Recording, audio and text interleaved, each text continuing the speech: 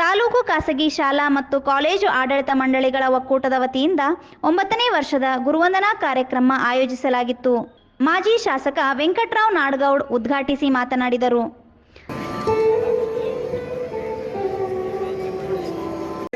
ನಾನು ಓದಲಿಲ್ಲ, ನನ್ನ ಮಗನಾದರೂ ಓದಲಿ, ಅವನಾದರೂ ವಿದ್ಯಾವಂತನಾಗಲಿ ಅನ್ನುವ ಏನು ಬದಲಾವಣೆ ಇದೆಯಲ್ಲ, ಅದು ಬಹಳ ಮಹತ್ತರವಾದ ಬದಲಾವಣೆ.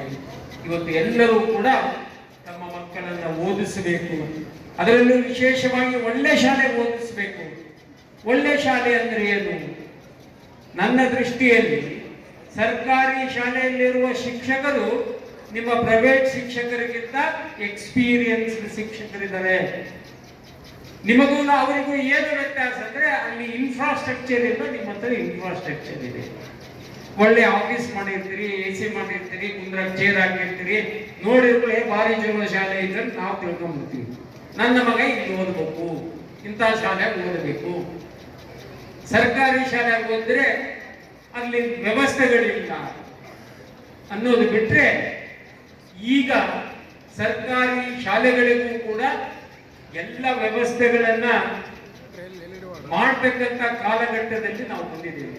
ಕಡ್ಡಾಯ ಶಿಕ್ಷಣವನ್ನ ದಾಟಿ ಗುಣಮಟ್ಟದ ಶಿಕ್ಷಣಕ್ಕೆ ಈಗ ಎಲ್ಲರೂ ಕೂಡ ಒತ್ತು ಕೊಡ್ತಾ ಇದ್ದೇವೆ. ಕಡ್ಡಾಯ ಶಿಕ್ಷಣ ನಾನು ಹೇಳಿದ್ದು ಮೊದಲಿತ್ತದು ನಮ್ಮ ಕಾಲದಲ್ಲಿ. ಈಗ ಕಡ್ಡಾಯ ಶಿಕ್ಷಣದ ಅವಶ್ಯಕತೆ ಇಲ್ಲ, ಗುಣಮಟ್ಟದ ಶಿಕ್ಷಣವಾಗಬೇಕು. ಗುಣಮಟ್ಟದ ಶಿಕ್ಷಣ ಅಂದ್ರೆ ಏನು? ಯಾವುದು ಗುಣಮಟ್ಟದ ಶಿಕ್ಷಣ?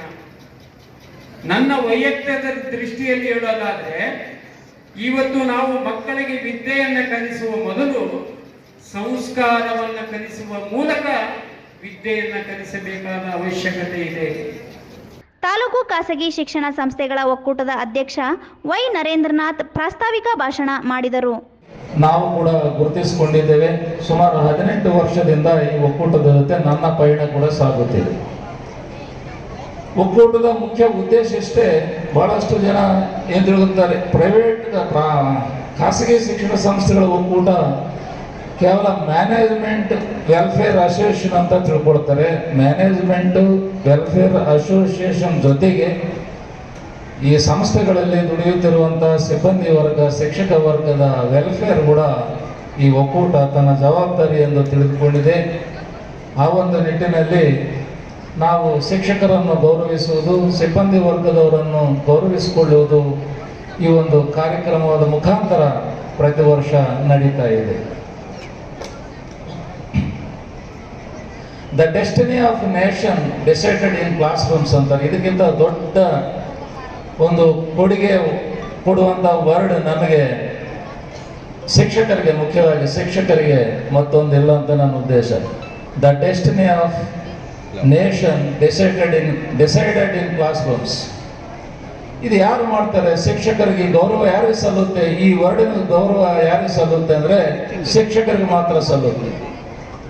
ಶಿಕ್ಷಕರು ಮಾತ್ರ ಈ ದೇಶದ ಮುಂದಿನ ಪೀಳಿಗೆಯನ್ನು ನಿರ್ಮಿಸುವಂತ ಜವಾಬ್ದಾರಿಯುಳ್ಳಂತಹವರು.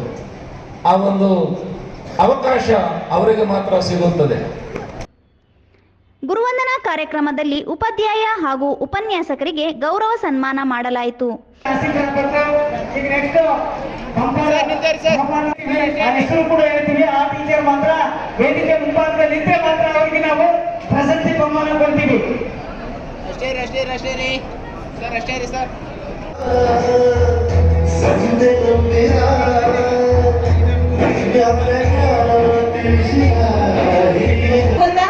Shweta Patil Sahana school, Amaresh Shri Gangotri school ತುರ್ಬಿಯಾಡ್.